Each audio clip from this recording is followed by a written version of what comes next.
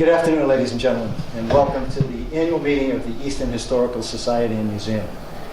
For those of you who don't know me, I'm Ken Michael, and I'm the president of the Society and Museum, and it's my privilege to address you all here today.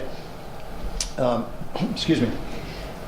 Before we actually get started into the program, we have a little bit of business we'd like to do and accomplish. So I will immediately call Hazel Varela, our secretary, to the podium, and she will read the list of nominees for the officers and directors of the Society and Museum for the upcoming year. I would like to indicate that one of our directors is retiring, Emily Woodward, because she's moving to Rhode Island. We will miss her.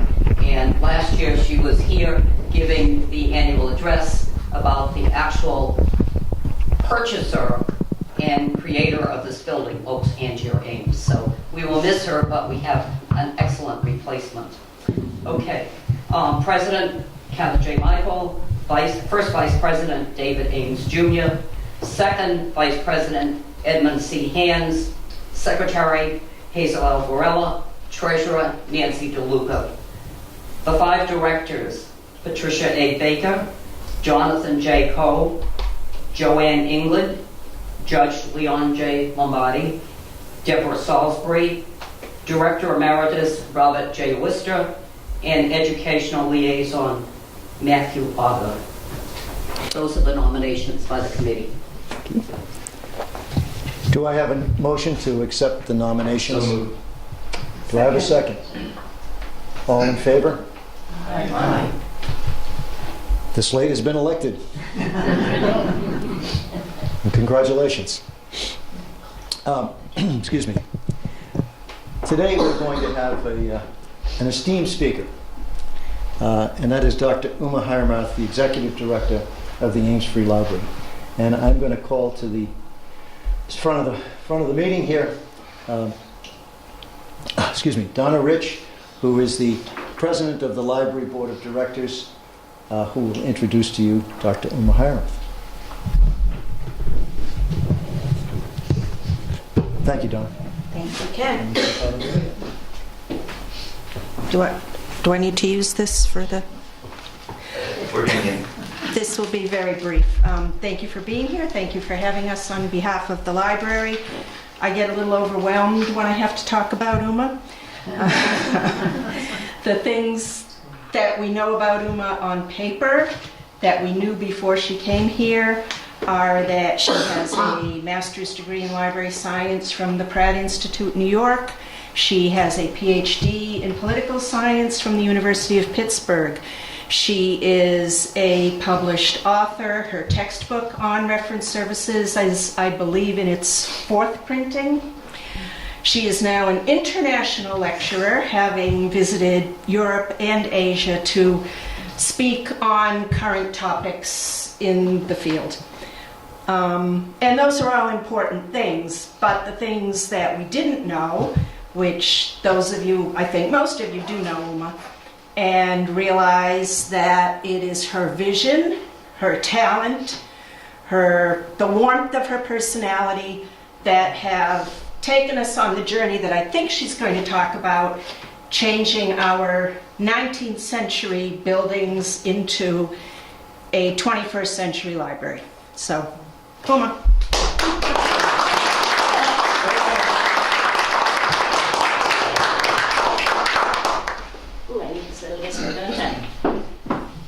Good afternoon, everybody. With an introduction like that, my gosh, I'm charged here. But first of all, thank you for inviting me here in your midst, and I'm absolutely delighted to see you in Queset House.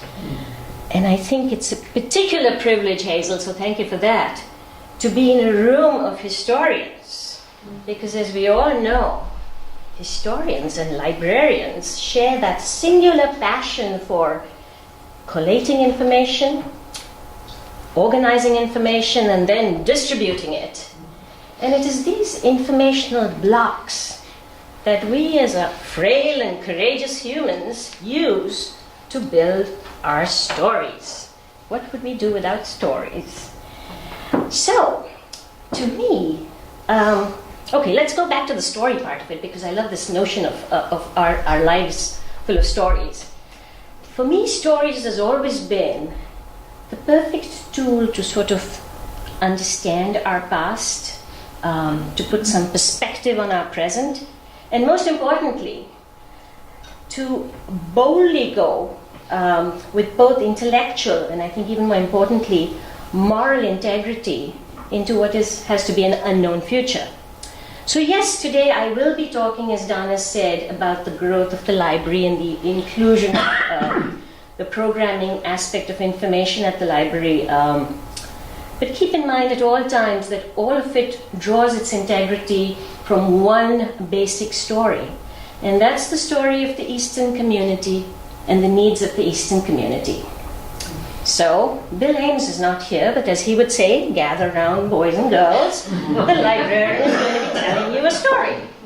So, Bella, what do? If you turn it on first? Do I have to turn it on? Yeah. It's this Once upon a time. Once upon a time, there was a wondrous library. Please look at the picture. Oh, sorry. I have to apologize in advance. Or maybe I don't. Keep talking about looking at life through rose-tinted spectacles. Well, this is it. This is your moment. We haven't been able to fix it. So it's hopefully a note of positivity. If you can't see it, that's a little too small. Okay, well, let's try and get used to that whole rose-tinted aspect of it. All right. So there was a wondrous library. Not just a repository of books. As historians, you're going to love that photo. Can you see it? That's way up in Tennessee, 1937, Dorothy Lang's. That photo actually I have up in my office because it gives me so much pleasure. It talks about the vitality of libraries just about everywhere. I mean, we're blessed to have these beautiful buildings, but that to me speaks to the human condition to want it. So, okay, so repository of books, and that we have in our wonderful Richardson building. But what we are making it is a vibrant community space, key phrase, with lifelong learning. That's been our 21st century mission. So let's go ahead. We have our early literacy, always a big part of libraries. You brought your kids here. Del Kent, does everybody know Del Kent? That's her granddaughter. I think that's a perfect picture. I grabbed it from her. Early literacy. This is a big one for libraries around the nation. We call it making sure that our community does not suffer from digital illiteracy, because as all of us know in this room, our 8-year-old knows more than we do because they just pick up these things and click away. So it is, I think, the role of the library to make sure that we don't have that. So we have a lot of one-on-ones with computers. We bring in early introduction to technology. Again, as one of the upstanding democratic institutions of this nation, we really don't want you to be a have-not who says, I could not work with the Roku. Don't ask me what that is, because I could not afford it. You can, you check it out just as you do a book. So I'm just going to give you a quick overview in terms of community space, over 100 groups sitting in exactly where you are. And the sharing of skills. This is going to be the crux of my presentation today, the sharing of skills. And all this, I would like to present to you as the third space in your life. Your first space, if you think about it, where you're completely comfortable in your own skin and you don't have to play act for anyone, is your own house. If you happen to be working in an office, you get used to your office, you're comfortable there, you don't have to ask permission, that's your space. And I truly think in American culture, it is the public library that becomes your third space. It's like a Panera, but you don't have to nurse a cold coffee for 4 hours just to be validated to be sitting there. You know, you walk into any town in America, and I'm a library junkie, so I go straight to the library. But you can walk in, it's your tax dollars, it's your space. You go in, you settle down. So libraries as third spaces. And how does that happen? Oh, before I do that, as residents of Easton, please know this. If you went and had a cup of Starbucks coffee, you've already paid more for that coffee than you have for your entire library campus and all its services and all its books and all its movies. So we are blessed. Okay. This is what I, in fact, have included a new chapter in my book, which is creating a lot of buzz in the library world. As a librarian, we spend half our lives in our professional career developing reams of bibliographies, pathfinders, what's the best new encyclopedia, what's the best new dictionary. I mean, the General Encyclopedia right now is published by only one company, by World Book. They update it and they barely update about 17% is the requirement. The rest have fallen by the wayside. So how are people finding information? They do go to books, they do go to print. However, they talk to each other. Knowledge sharing, crowdsourcing. My heater's not working. I'm looking at a book, I can't find a thing. I ask Lee, what did you do about your heater? So, it's this information sharing. And why? Because technology has exploded and there's so many ways to share this information. So,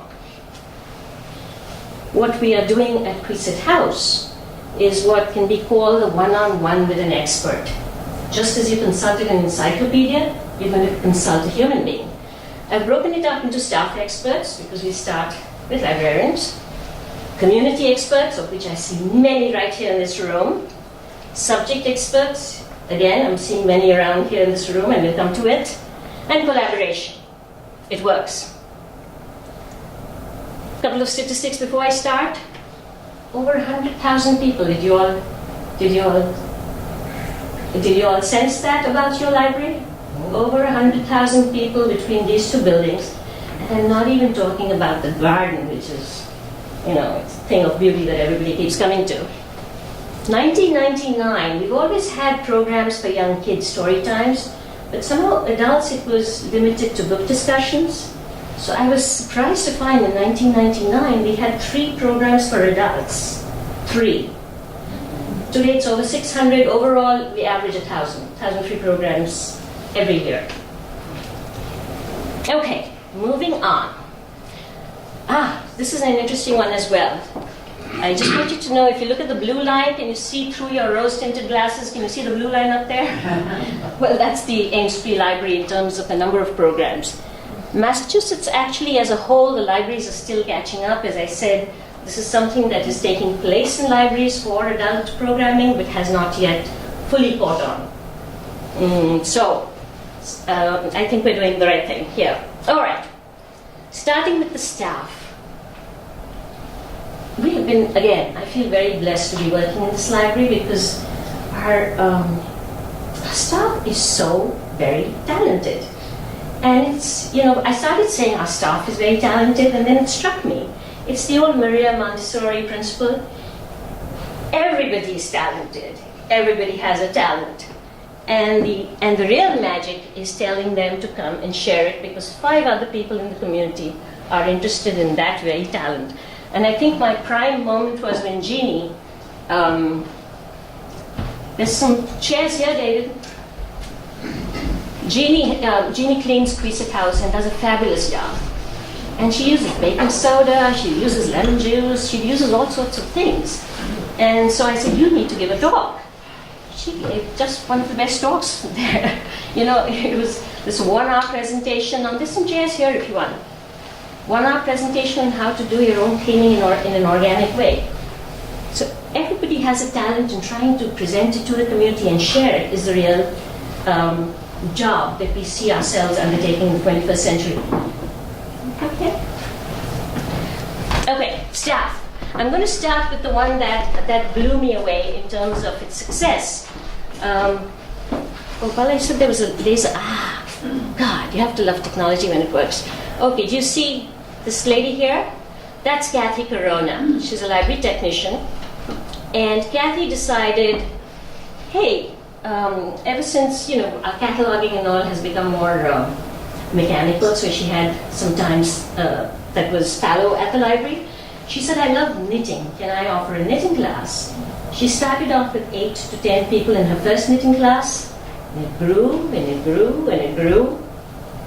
Now, 7 years later, multiple knitting groups, embroidery groups, quilting groups, beading groups. It has just exponentially expanded. And when this is done, have a look at this.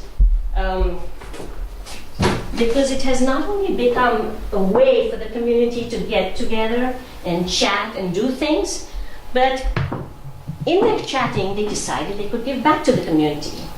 So they started selling a few things. They made enough money to buy 6 sewing machines. So everybody, got into the act. And then they started making blankets for the hospitals. That's a little preemie blanket right there for preemie babies. This is hard to imagine. But this little, can you all see that? That's for preemie babies, little hats, the blanket, chemo caps, you name it. So I asked her to do a little statistic for me. I'll just try and... Over 2,000 donations. Over 2,000 donations to date.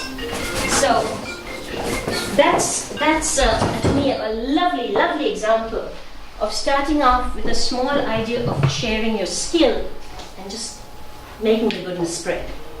Okay, let's go to the next one. Here's a couple of more examples.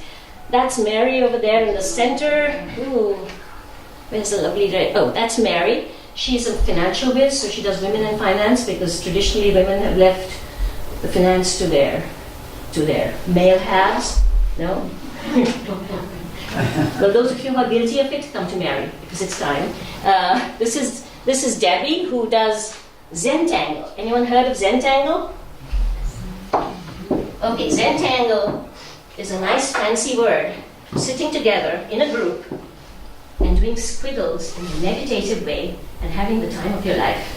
I'm just going to pass this around because it really is a lot of fun.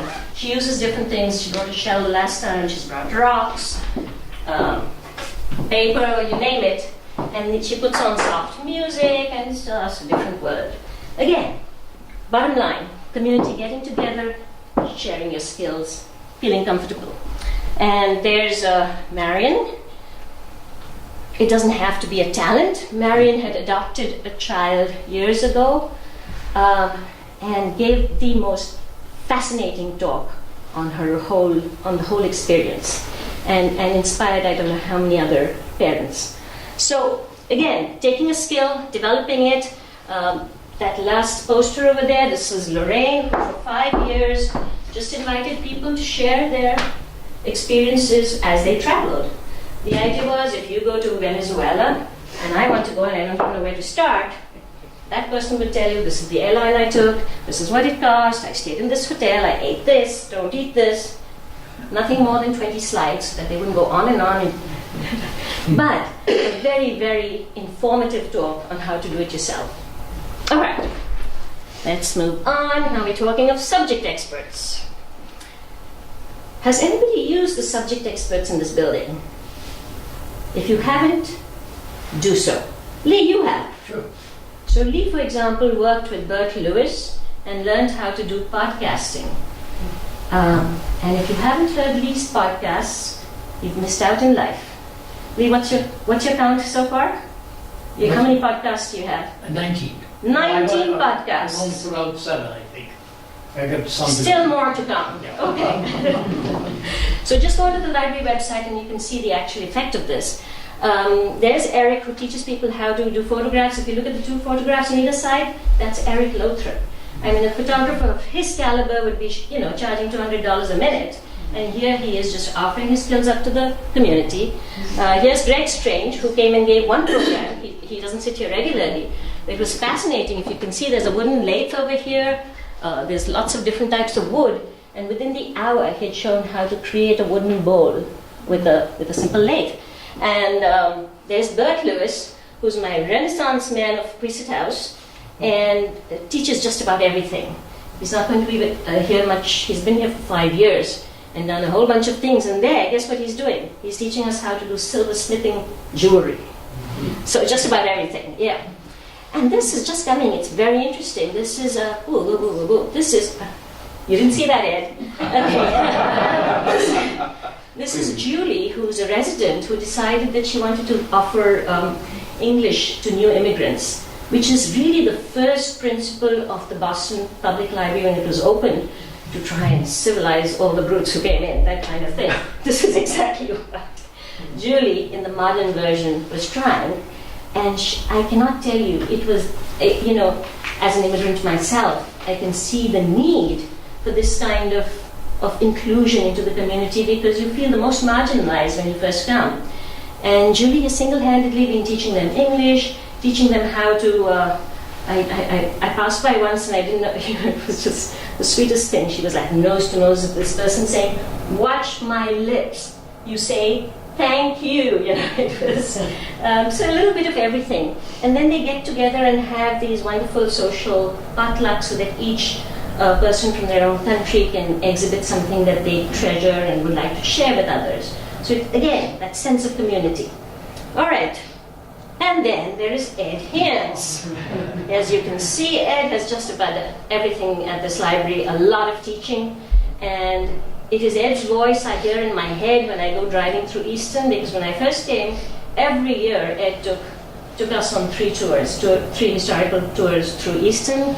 That's where he showed us the making of a shovel. It looks like a paper to you, but actually it's a shovel. Right, Ed? What is that? That's how to make a shovel. That's how to make a shovel. Yeah, nice little way with the paper. Those are the tours up there. Libraries shouldn't be connected with liquor, but Ed has contributed You're smiling there. to whiskey tastings and port tastings and all sorts of things. And here's Ed with the ladies. I have no idea what he's doing there. But currently, he has an ongoing program on genealogy. If you're interested in it, please come by. It's twice a month. All right, so there we have our subject experts, and now we come to our agencies, a lot of them in Easton. And of course, we start with yours truly, the Historical Society. We just work hand in hand all the time. Especially, I think the scanner has been wonderful. And the Historical Society has underwritten the maintenance costs of the scanner, which is an expensive item. This was a great story. You can't see them. It's the Young family. Does anyone know Mr. Young here? Well, he had a lot of genealogy questions that I would send to Frank every moment. And they actually got their entire family together from all parts of the nation and all parts of the world and met right here to collate all the information. So genealogy, we really depend on you. Thank you, Frank. And, of course, our tours right down there. Okay. If you all haven't been for these are, again, free programs. The martial arts, Turo Vince, he comes and does it right over the summer. He teaches Tai Chi, fabulous, early in the morning, Saturday, 9 o'clock. Your entire week goes up well after that. We have the yoga in the summer. We have meditation.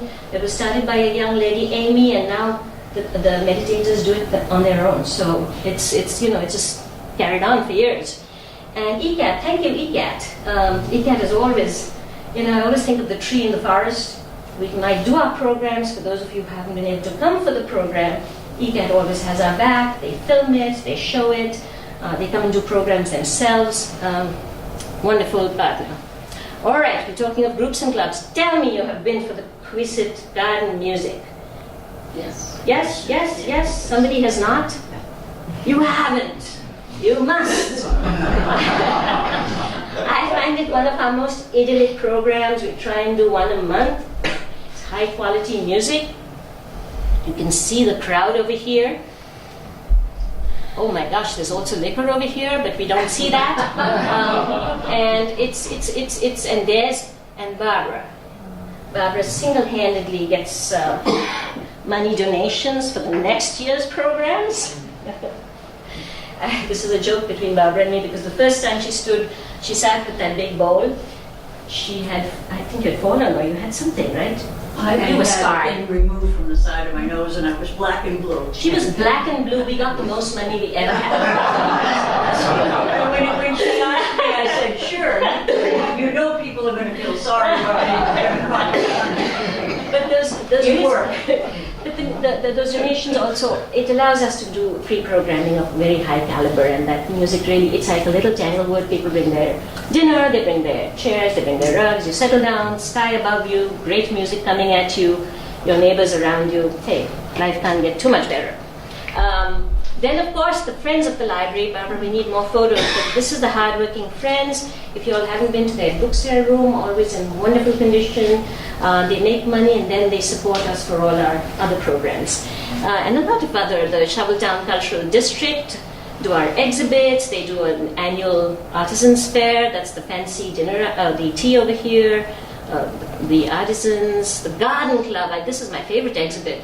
It's the books in bloom. You can't see it, but see, there's two. I tell you, rose-tinted glasses are not what they're made out to be.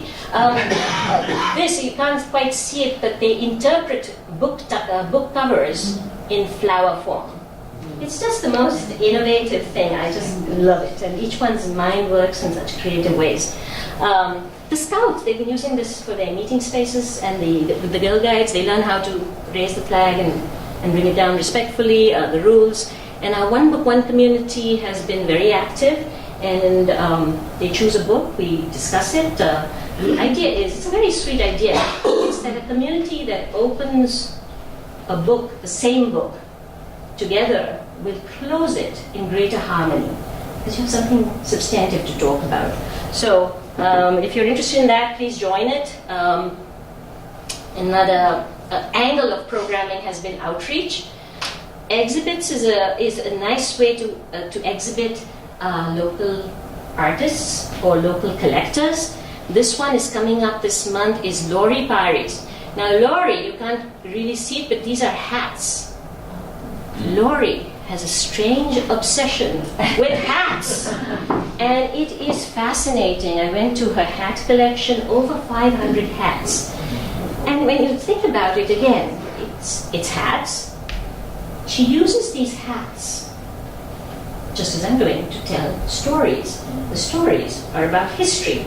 So as historians, please come for this talk, because each of these hats opens up another window on another part of history of the world, of the nation. So our exhibits are endlessly fascinating. Little Free Libraries, have you all seen the Little Free Libraries? They're very sweet, and the sweetest part about this was the amount of cooperation that went into it with the kids from the tech school making the libraries. That's when they were constructing it. Local artists adopting a library each, and then painting it so that it was congruent with the institution that would adopt it. And then the 7 institutions were able to adopt it so that they keep it in order and make sure that, there are always books, that they're not wet, etc. So this is spread around the country and around the town, and we get the notion of reading out there. This is another cute one. I wonder, are you enjoying that? Oh, yes. And it's up in your office for all to see. Yes. So this is also one of my favorite posters. We started off with the Read poster. So we have, for example, this was business owners holding up their favorite book that they've always loved, and we turn it into a nice big poster. We exhibit 8 of these for a month, and then the person takes it back and is requested to hang it in their offices, so people will come there and say, I should read a book tonight, and wonder and not even know why they thought that. So it's like the subconscious thing. All right. Space. I've written glorious space, community space. That's why it's glorious. Now, we've got used to the level of fabulousness that we have in our Richardson buildings. So I'm not going to speak about our 1883 library, because it's a glorious space.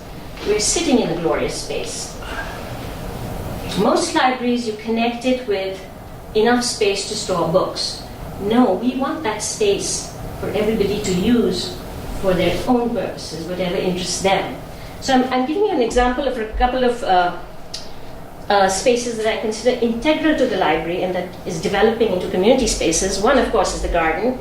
I think it has hands down become a very, very popular space for residents. As you can see, we have our fundraisers, that's Twilight in the Garden. We have our music concerts. We have the kids coming for their prom pictures. We have brides coming for their bridal pictures. We once had 2 weddings taking place there at the same time and made sure the brides didn't kill each other. We have interesting programs like this one, where you can see Sue and Randy, the master main guide, fishing in our reflecting pool there. They were learning how to fly fish. So, we use this space as a very integral part, just like you have encyclopedias. We're using the spaces to create information circles. Another one that's coming up is the Courtyard. If you haven't yet seen it, see it, because you're going to see every year there's going to be a little bit of a change. This is what it looked like 4 years ago, Bill? You're right, 4 years. Yeah. 4 years ago. This is the Courtyard.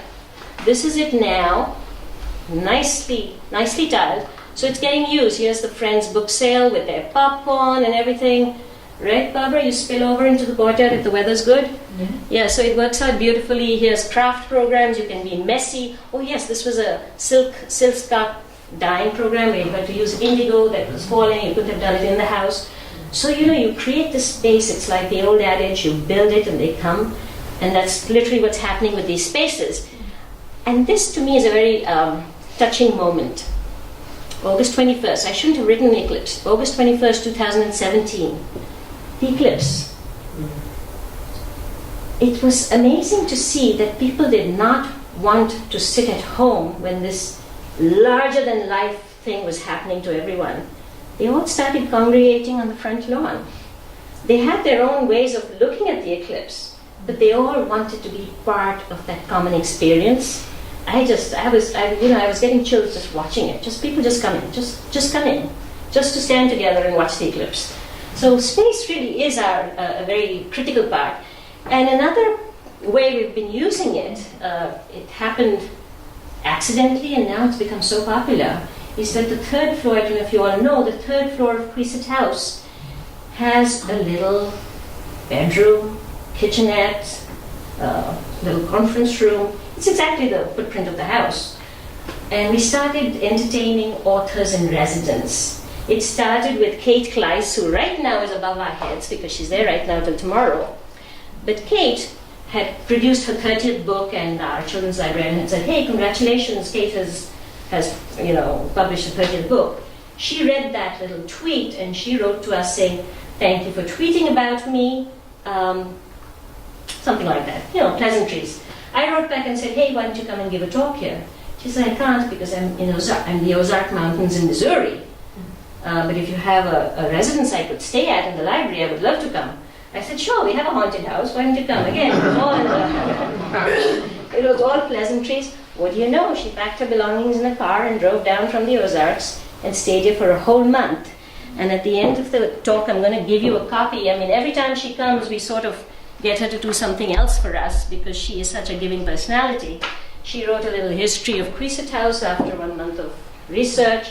She's currently working with Bill on a film on Blanche Ames, right, Bill? Is that too premature? As we speak. As we speak.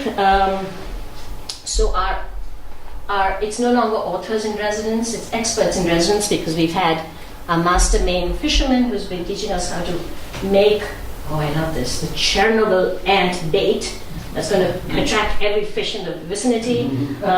We have Michael here, Michael Korn, who gave one of the most moving performances, solo performances on the violin. He's fabulous. So we have a whole bunch of very, very creative, giving people who have stayed here just for a few days and given free programs to the community which we've never been able to afford otherwise. So, where are we now? In theory, the librarians and the board, and we all sat and did a lot of brainstorming. What kind of programming? How should we evaluate it? How should we assess it? Whom should we invite? Things were written up. Lots of words. Assessment, evaluation, in practice. Really. It's the old Italian way. Throw the spaghetti. If it sticks, it's cooked. And that's what we've been doing with our program. This is really, as I said, over 1,000 programs. None of them would have been made possible, and I worked in many other libraries, without the extreme generosity of the community of Easton.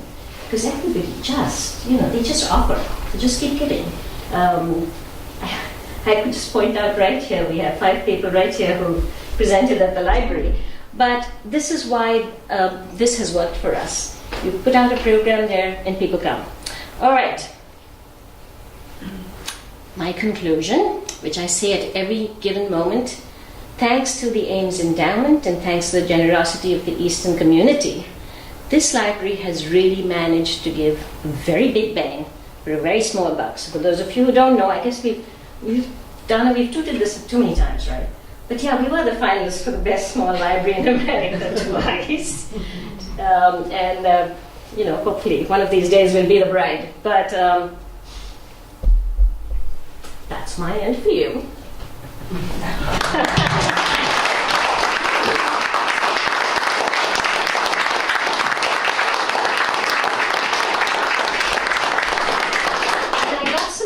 Delightful news just now that we have a book that the library has been wanting forever. We've got the proof, so I think we're going to have a little introduction of that. Is that correct? That is and correct. you'll announce that. And I will give out some history of Easton. Actually, I'll just put it out on the table so you all can help yourself on your way out. This is the history of Queset House written by Kate Kleiss. Hazel, thank you again. All right. Thank you.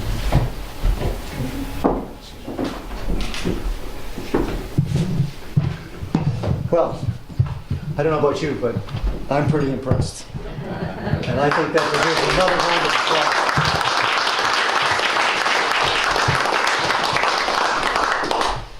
applause. And just before we move on to the next aspect of the program, I'd just like to say thank you for coming and welcome to all of those who weren't here at the opening. Excuse me. I'm a little overwhelmed here. Next, I'd like to introduce John Coe and Robert Buddy Worcester, Emeritus of the Board of Directors, who collaborated on the book which Uma just mentioned, which is a beautiful image of historic Easton. By the way, there will be a copy of the book to look at while you're having refreshments after the program. But with no further ado, I'd like John and Buddy to come up and they can talk about this endeavor. And I've seen it, and it's pretty magnificent. Thank you. Thank you, Ken.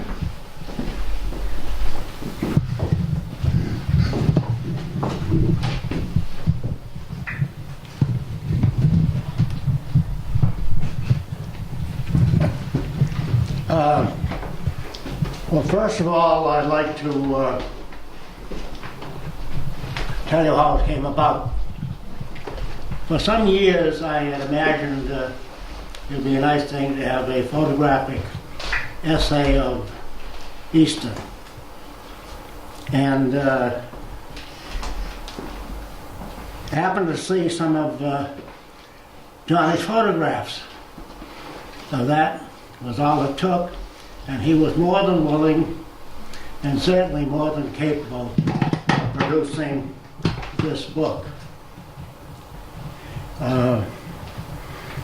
That's how it came about. We spent a lot of hours driving around town, checking out places, even discovered some new old places. Ed Hands and Hazel and Frank Manino were more than helpful with suggestions.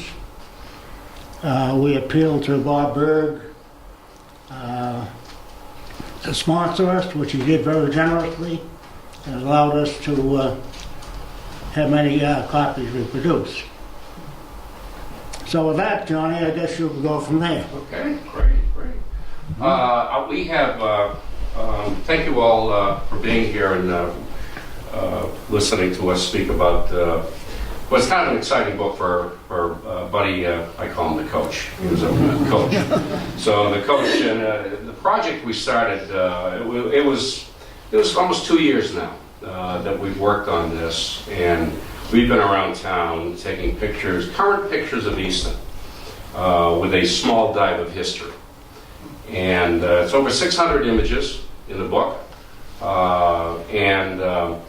I do want to thank greatly Hazel Varela, Frank Menino, and Ed Hands for their expertise. I read that Dr. Chaffin book, William Ladd Chaffin, and that was the start. I was hooked. As soon as I read that, I was hooked. Ed Hands' Neighborhoods, Easton's Neighborhoods, fabulous, fabulous. So I just kept, every time I took a picture, I said, I've got to find out more about this picture, which is fabulous. Buddy's quite a historian. He took me to places all over Easton, and I'm a North Easton kid. Matter of fact, our first home in Easton was here. 1949, my dad, who was a history teacher at Brookline High School, and Mom, Bunny Coe, you may remember Bunny and Fred, they graciously, the Ames family let them rent this out for a couple of years before we went to Day Street. So I knew Northeastern very, very well. Not so much down in the Foundry, Eastondale. Learned a lot. The beauty of those areas, Easton Center, just fabulous, fabulous. So we dug into everything, and quite frankly, it's almost 260 pages. We could have gone to 500 pages to 750 pages. So, you know, I'm pretty sure we're going to sell this out, and Can Volume 2 probably will come at some point in time, because there's so many more things I want to get on that. So, so we're really, really excited. But before I talk a little bit more, I've got 3 minutes of your time. Put together a little video, a little music. I'm not sure how the color's going to come on this, but I've got some of the images in the book you might like.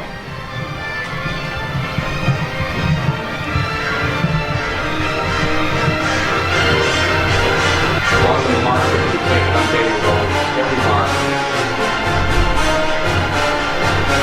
Howard School. As far as windows, we've got them at hands that get there in the morning. Get the east in the morning. Great story on the rectory, the old rectory at the Episcopal Church. Everybody know what that is? Honeymoon Drive. You'll find the colors a little bit better in the book.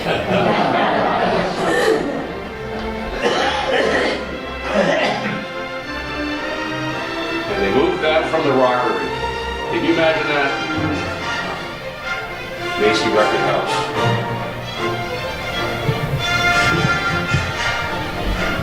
That's from the top of the Masonic Lodge window on the east side, way up looking down. That's, of course, Farlingham Park, the fountain. Who wrote on that as a kid? Oh, yeah. Who wrote on that? Who wrote on that with your girlfriend or boyfriend?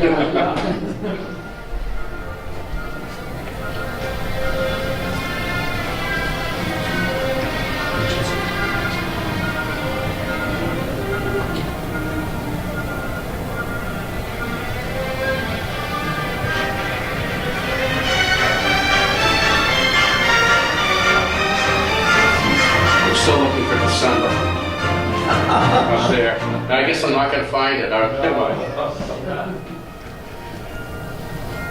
Ed gave a great tour of the Governor Range Estate, an arbor tour, which was fabulous.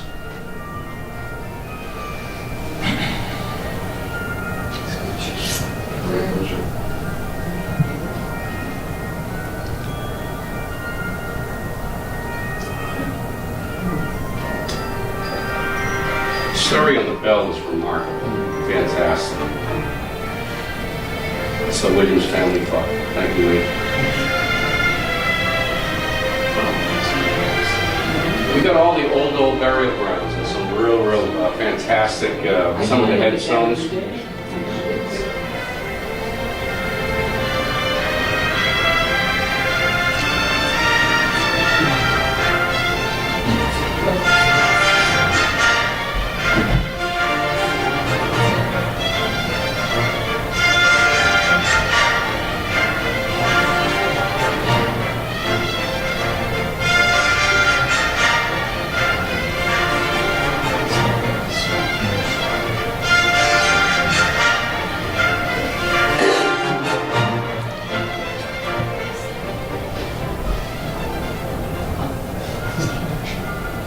That's Bob Berg, and thanks to the Northeast Savings Bank for really subsidizing this book for the printing. Remember that one, Lee? Yeah, I kept it in my office. You got it in your office, exactly right. So that's just a small portion of the book. And again, what we could do is we can pass this around, and so just know this is this is the draft.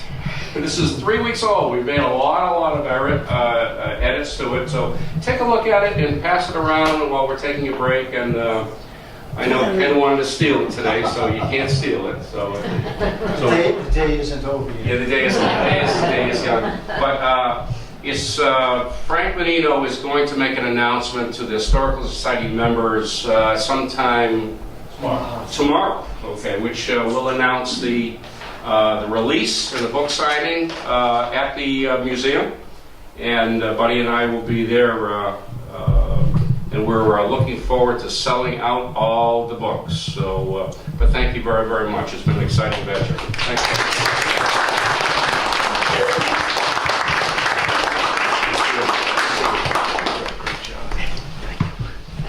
I'd just like to add something. Oops, I'd like to add something to what John just said.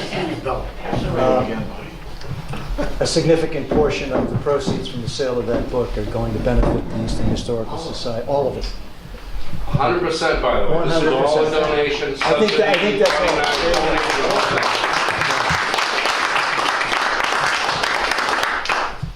all. And we are extremely grateful for that. Well, I want to thank John and Buddy for their presentation, and the colors are much better in the book. As they said, I got a chance to look at it a little earlier and didn't have a chance to get it out to the trunk of my car and get out of here. But next time. So, if there's any other business that anybody would like to bring, please do so. If not, then I'd like to call the meeting, adjourn the meeting, and have everybody partake of the refreshments and so forth that are outside and get a chance to look through the book. Do I have a motion to adjourn? So Second? There we go. Thank you. Thanks a lot.